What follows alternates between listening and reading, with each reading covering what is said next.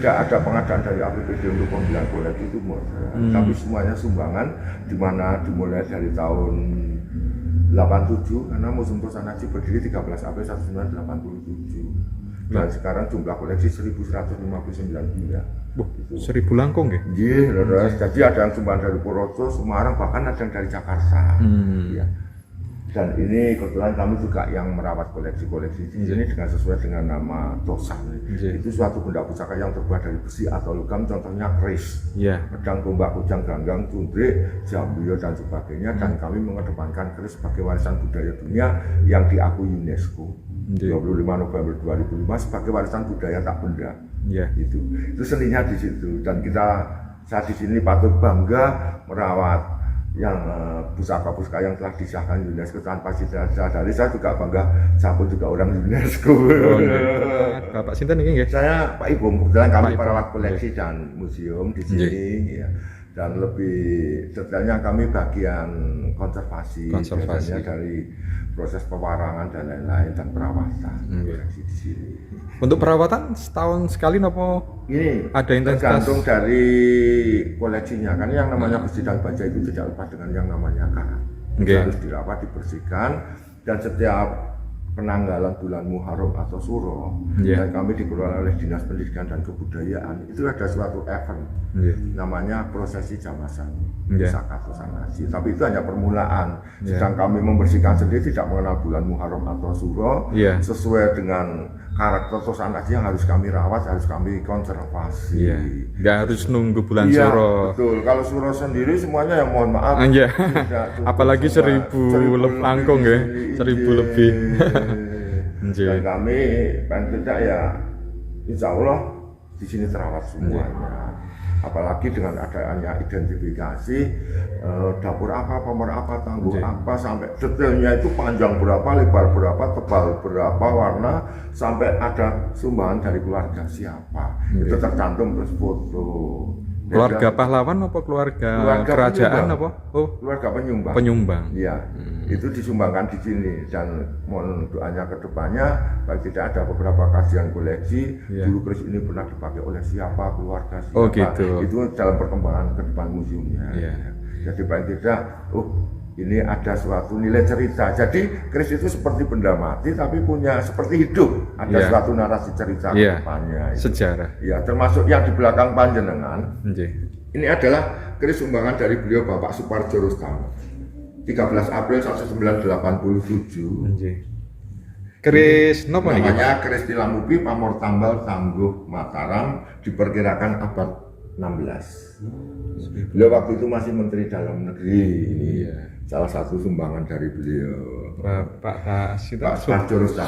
Beliau waktu itu masih mantan Menteri Dalam Negeri. Beliau pernah menjabat Gubernur Jawa Tengah, pernah juga. Waktu 87 beliau ada menjabat sebagai Menteri Dalam Negeri. Nah, ini saya tertarik Pak, napa ngapunten? Tidak apa-apa. Di Museum Pusaka Museum Pusaka mriki sing paling sepuh pusakanipun? Di sini ada beberapa koleksi dari Tangguh Pajajaran, Segaluh, Galuh Pakuan. Di sini kan kita diperkirakan itu antara sekitar abad 12-13 ini. Abad 12, abad 13 yang paling tua ya? Ya, diperkirakan ini. Ini keris juga sama-sama Tilamupi, tapi ini Tangguh Segaluh. Yang membedakan itu gandiknya itu agak, mohon maaf, nonong. Memang untuk keris bisa dipelajari, tapi tidak secara instan. Bila mana menguasai paling tidak di 40 bagian terkecil, atau di sini namanya rijiah, dan semuanya pakai bahasa Jawa. Dan salah satu ciri khasnya keris-kerisnya seperti lurus, tapi kalau dicermati ada luknya. Itu salah satu ciri khas dari Tangguh-tangguh Pajajaran, Segaluh, Galuh Pakuan itu. Kerisnya seperti lurus, tapi padahal ngeluk. Itu istilah kalau dalam sebuah Tosan Haji, luknya ngemboh itu. Sekilas memang kerisnya lajer. Iya, kalau lajer itu lurus. Kalau luk itu sesuai dengan SNKI, Serikat Nasional Perkerisan Indonesia, itu luk itu 3. Keris itu hanya 2 macam, lurus dan luk. Cuma luknya ada yang luk 3, 5, 7, 9, 11 rata-rata mencapai 13. Itu sudah pakem. Udah pakem sih. Dan itu ada filosofinya sendiri. Iya. Ada. Bisa dijelaskan Pak kalau lot 3? Lot 3 itu biasanya diberikan kepada orang tua, kepada anak atau putranya, dan tidak dengan harapan bisa tercapai cita-citanya. Dan lot 5 dengan harapan si pemakainya itu bisa mempunyai watak seperti Pandowo, Unggah-Ungguh, Suto, Toto Kromo. Dan lot 7 dengan biasa sebutan nama Sempono, biasanya sudah dipakai oleh seorang pejabat karena hubungannya dengan kewibawaan. Kemudian ini lot 5 nggih. Iya. Terus lot 7. Nggih. Kemudian yang lot 9 itu bisa dikatakan Jigjo, itu di mana mempunyai watak satrio, sat itu 6, tri itu 3, 9 angka tertinggi dalam bilangan Jawa. Sat itu mengurangi, trio itu kesenangan, senang prihatin. Masuk nih Pak. Kemudian lo 11 hubungannya dengan perekonomian itu ya, kestabilan perekonomian. Rezeki nggih. Iya, betul sekali. Lo 13 tahu saya itu biasanya antara keseimbangan antara dunia dan akhirat, biasa dimiliki oleh seorang kasepuhan apa. Itu. Kalau raja Pak, kalau raja biasanya pun ngagem. Ini di sini salah satu masterpiece-nya itu adalah keris berdapur Singobarong.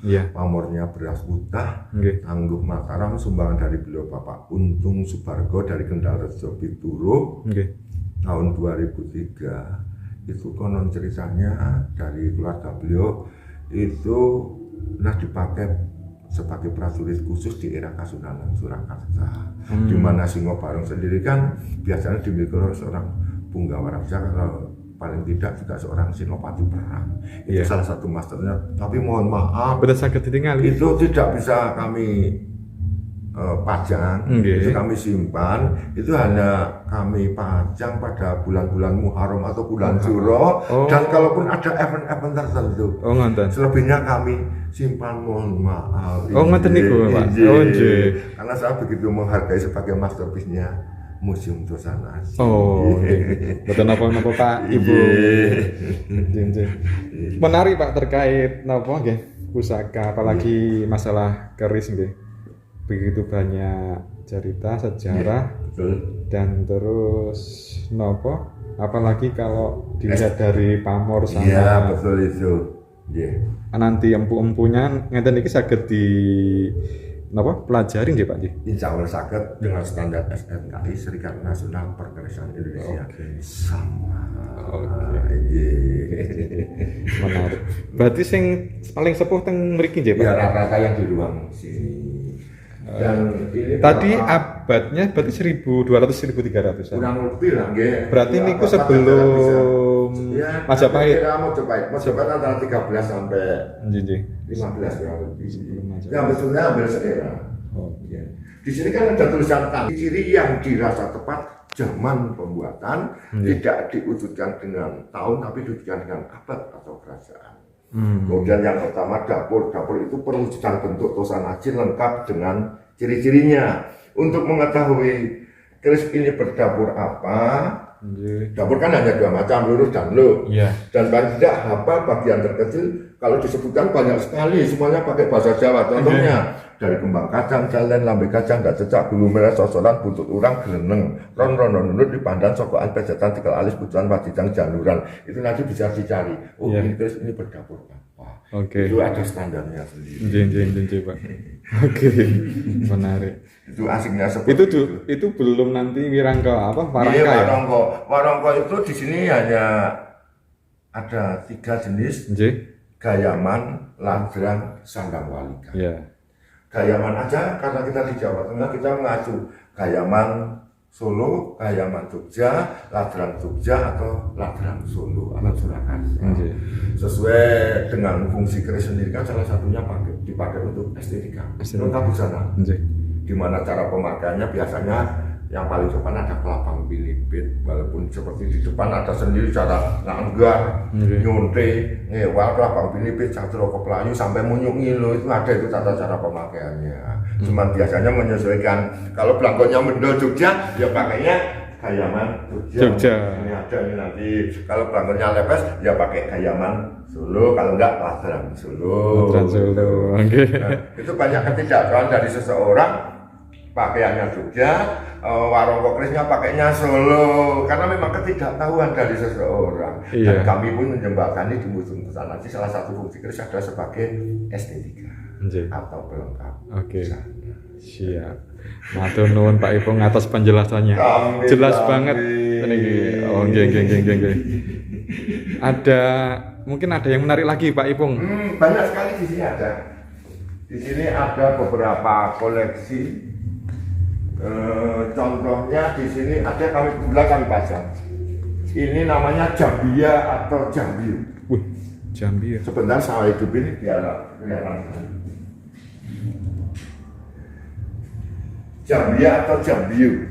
Ini kan senjata khas dari Timur Tengah atau Persia atau Arab. Iya.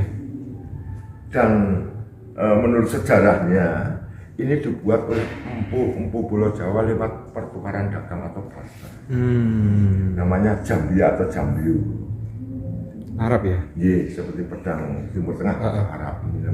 Jambia, katakan Jambia atau Jambiu. Di sini modernnya belati jadi seperti. Iya, hampir seperti belati. Kalau di TV ada seperti film Sinbad itu kan seperti. Terus. Oke, limbat. Di sini juga ada namanya Kudi nih. Kudi. Itu hubungannya dengan Jawa Barat. Biasanya Pajajaran. Kudi. Sama dengan Kujang, hampir sama ini. Kujang Kudi. Nek sepuhe Pak. Kalau seera, setahu kami seera. Cuman kalau Kudi dalam beberapa versi penulisan buku itu dulu sebagai alat pertanian yang tidak menutup kemungkinan sebagai senjata. Ya. Di sini tidak semuanya perusahaan aji itu kok, mohon maaf dalam tanda kutip sepuh-sepuh atau tua-tua. Kami pun juga memajang koleksi yang keris-keris yang usianya belum ada 100 tahun. Ibaratnya Kamardikan gitu. Keris Kamardikan leres. Ini di luar sini. Oke, keris Kamardikan. Oke. Ini keris-keris Kamardikan. Salah satunya ini adalah sumbangan Empu Fauzian Surakarta ini. Waktu berdirinya Museum Tosanaji. Tahun pinten Pak nika? Ini Kamardikan, ini disumbangkan tahun 87 berdirinya Museum Tosanaji ini. Kerisnya berdapur jalak sangu tumpeng, pamornya rom genduru, tangguhnya Kamardikan. Geng. Siap. Niki sami nggih berarti. Ini berarti yang di luar sini adalah keris-keris baru atau Kamardikan. Kenapa dikatakan Kamardikan? Karena keris-keris yang kemungkinan itu dibuat setelah era kemerdekaan, setelah era tahun 45. Iya. Gitu. Dan ini bagian terkecil keris untuk menentukan keris ini berdapur apa, dan semuanya pakai bahasa Jawa. Insya Allah karena kami terbiasa di sini, insya Allah kami hafal. Karena sudah terbiasa. Ini nama menyebutnya seperti ini: antara jenggot, kembang kacang, jalan, nabi kacang, nggak cecak, bulu melos, sosoran, buntut urang meliputi gereneng, ron dipandang sogoan, kuda satu gel, sampai odo-odo, bujuan, wabidang, janduran. Itu insya Allah kami hafal sampai pasti metuk. Kemudian tulisannya ganja tapi membacanya gonjo. Siap. Wah, di luar kepala aja Pak Ipung. Ya, bukan kami pinter kami sudah terbiasa. Pak. Karena memang setiap hari kami berkulit dengan seperti ini. Nogo pengantin. Nogo pengantin, ada yang juga mengatakan nogo kembar. Kadangkala ada beberapa penamaan yang mungkin tidak bisa untuk diperdebatkan. Semuanya adalah benar. Bagi kami. Walaupun kami tetap di Museum Tosanaji pakai paugeran SNKI, yaitu Serikat Nasional Perkerisan Indonesia. Oke. Matur nuwun Pak Ipung penjelasannya lengkap. Dan insya Allah kami hafal dari 1000 lebih yang di sini. Nah, ini program ini Pak Bupati dengan Kulon dari Konjenengan. Dia kan yang panjang. Enggak, leren. Dan ini salah satu program Pak Bupati juga dari Kemendikbudristek. Museum bukan tempat yang menyeramkan, tapi museum ada satu tempat yang menyenangkan. adem teng mriki, Pak. Jadi orang main ke museum itu orang medeni benar. Mboten nggih. Nah, ini program dari Pak Bupati sampai ini ada tombak-tombak kekansinan dan ada nama-nama sendiri. Dapur apa, kamar apa, tangguh apa, warung-warungnya apa, kemudian tombak itu diberi nama. Oke. Jadi Purworejo ada 16 kecamatan. Ini ada jumlah 16 yang biasanya dipakai waktu kirap budaya. Jadi kirap di waktu-waktu di hari jadi Kabupaten Purworejo 27 Februari. Itu. Setiap tahunnya pasti ada kirap ya. Berarti ikut kirap nih Kang. Ya, dan tombak-tombak sebenarnya ini mau disimpan di kecamatan masing-masing kecamatan, tapi masuk kecamatan nggak bisa, udah tinggal aja di museum. Aduh, Allah ya. Karena takutnya untuk perawatan juga ya, Pak. Iya, kan masuk beberapa kekancingan yang diberikan kepada OPD itu program Pak Bupati itu. Itu. Mungkin ada beberapa tombak yang peninggalan leluhur mungkin.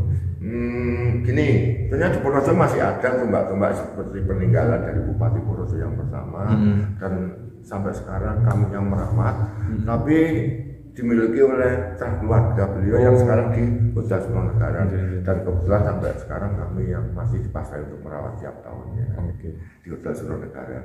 Cucu dari Raden Adipati Aryo Cokronegoro, Bupati Purworejo yang pertama 27 Februari 1831. Wih, Ipung mantap di luar kepala. Oke, Niko. Mata tombak aja. Mata tombak. Juga selain tombak ada lagi ini senjata khas yang aslinya dari Sulawesi. Badik nih. Masuk badik. Badik adalah senjata khas dari Sulawesi yang konon ceritanya di mana kadang-kala dibuat oleh Empu Pulau Jawa oleh bambu itu berpamor. Maksudnya badik. Mantap.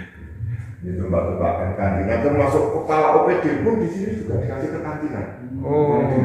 Dan kami yang menyimpan keris-kerisnya. Dari 27 OPD di Kabupaten Purworejo dikasih keris satu-satu. Itu program Pak Bupati itu ada. Cuman dia sekedar purno mengundurkan diri kemarin. Ada ditutup dengan acara golong giling kemarin itu dengan 150 angkringan gratis di alun-alun. Pak Ipung, ngapunten penjelasan di Museum Pusaka Purworejo nggih. Museum Pusaka sih. Atas penjelasannya selama ini diajak muter-muter tentang keris, tentang dapurnya, tentang pamornya, matur nuwun sangat, mungkin akan menjadi menambah ilmu untuk generasi muda yang selama ini mungkin belum mengetahui belum paham terkait pusaka warisan budaya atau warisan leluhur kita waktu dulu. Jadi bukan museum pusaka, bukan suatu yang menakutkan, bukan tapi yang menyeramkan, tapi menyenangkan. Sebagai edukasi pembelajaran dan juga sebagai mengenal dan mengenal sejarah, Pak. Iya, betul sekali. Jangan lupa sejarah. Oke, gitu Pak Ipung, matur nuwun sangat atas penjelasannya. Mohon maaf.